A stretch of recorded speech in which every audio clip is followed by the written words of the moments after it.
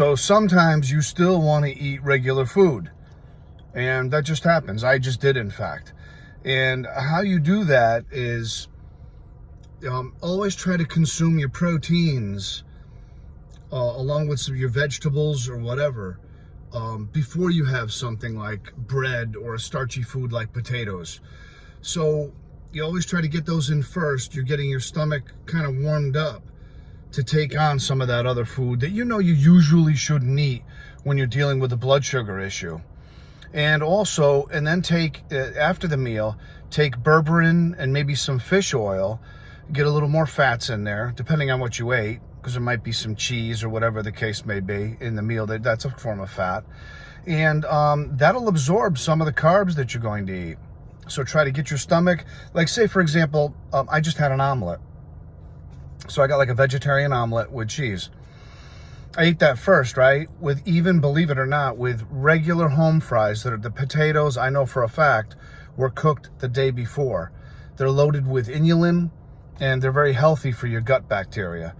Doesn't mean potatoes are healthy, but the potatoes won't affect me as much because they were cooked the day before. They're lower on the glycemic index. I tried that on my glucometer a while back, and it worked. So, once every couple weeks, I'll allow myself a little bit of a garbage pail breakfast, which is fine, and because I could use the weight.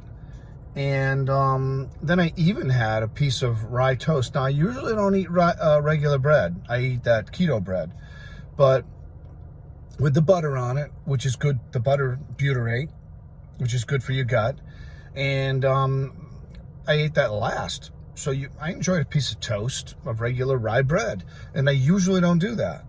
So let's just say that once a week, I'll have a form of bread. I won't get 2 slices, not to sound technical, but I'll have one piece. Just if I have a craving or whatever, it could be a sugar craving, but it works. So it's the things you do while you're eating and how you eat, the order you eat in, that actually do make a big difference.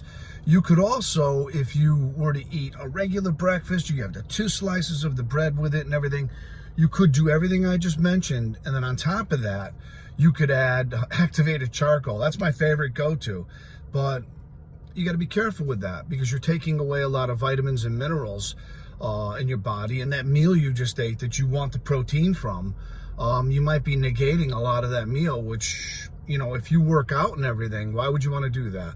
So I guess that would be more for a night out, activated charcoal, to absorb some of the nonsense. That makes sense to me.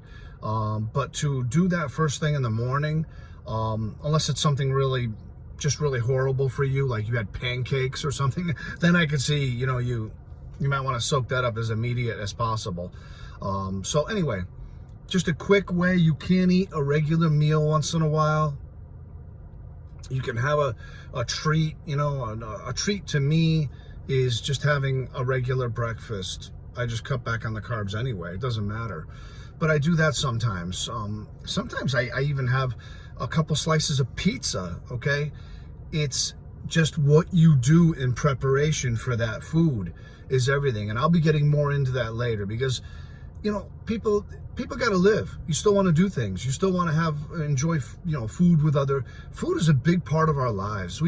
Any culture you're involved in, food is huge. So, and you can't go everywhere and say, hey, can you make this special for me? I get it. So there are ways around it though. And when you learn those ways around it, you realize that, wow, I can do this. You just can't eat like that every day. And in fact, once a week would be about enough. But you should stick to that regular diet that we speak of. And you'll feel better and you will look better either way.